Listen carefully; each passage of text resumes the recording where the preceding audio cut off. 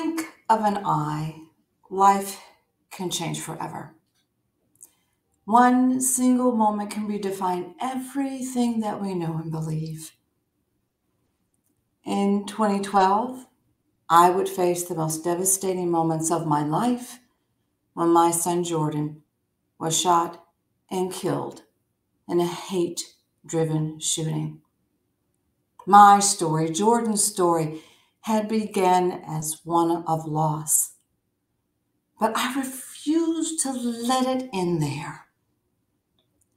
A life of loss, a story of loss became one of transformation, of finding my voice and turning my pain into purpose. My story would become my most important tool in fighting this nation's gun laws. Our personal stories have such power to be able to bridge the deepest divisions and to inspire change and to bring people together. After losing my son, I left my 30-year career at Delta Airlines and I began a new career as an activist fighting to change our nation's gun laws. And that trajectory led me to winning a seat in Congress, which was once held by Newt Gingrich.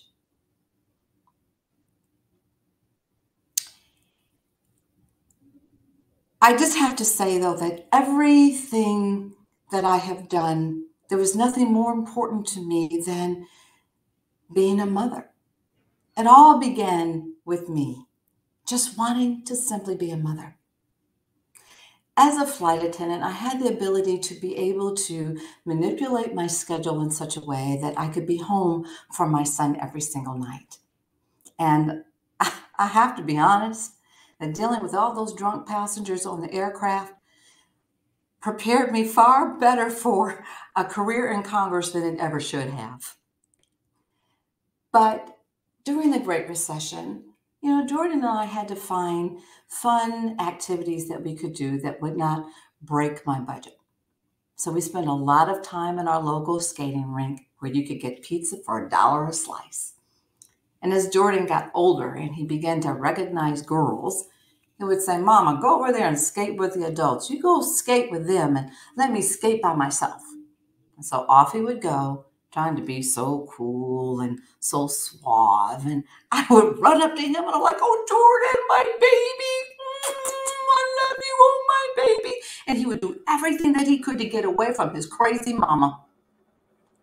Jordan and I had just such a special bond. And it would be these intimate moments of our former life that would fuel my new journey to Congress. A decade ago, Jordan was with his father in Jacksonville, Florida for Thanksgiving. And it was Black Friday, the day after Thanksgiving, and Jordan was so excited because he was going to go shopping with his boys. He was going to go shopping at the mall and they were going to buy clothes and pick up girls and just do all the things that these teenagers would do when they're finding their newfound independence. They stopped at a convenience store gas station just to get some chewing gum. And Jordan was in the back seat of the car and a man pulls up next to them on the passenger side. He starts complaining about their loud music. And he starts a verbal altercation with them, claiming that he couldn't hear himself think and they needed to turn down their thug music. He called them gang bangers and thugs. And in those 3.5 minutes, that man pulled a gun out of his glove box and he shot 10 rounds into that car. 3 of those rounds hitting and killing my only son. And that's when I got the phone call. The phone call that is the worst nightmare of every parent. And I remember Jordan's father telling me that Jordan had been shot, and my whole world went black. I had defined my whole life as being Jordan's mom, and in that single moment, being Jordan's mom would take on entirely new meaning for me. Grief, it traps you in the prison of your own despair, and if we let grief take control, we risk losing not only our present but our future as well. If I had succumbed to that loss, I would be enduring not only one tragedy but two. So I made a decision. I made the decision that Jordan's legacy would not be one of loss, but one of hope. I chose to channel my pain into purpose. So I began my second career as an activist for Moms Demand Action for Gun Sense in America and Everytown for Gun Safety, while learning the unmistakable truth that every single one of us is at risk to falling victim to gun violence. We all remember, just a little over 5 months ago, a woman was killed and 4 others were injured just visiting the doctor's office only about 3.5 blocks from here in Midtown Atlanta. And a year ago, 2 were killed and 3 were injured just down the street. Statistically, today, 120 Americans will be shot and killed, and 200 more will be wounded. Per capita, the United States has more gun violence than any other developed nation in the world. And polling shows that over 80% of Americans agree that there needs to be some kind of common sense gun safety legislation like universal background checks for all gun sales. But why didn't I know about any of this before losing my son? Why was this country not screaming at the top of its lungs for gun safety legislation?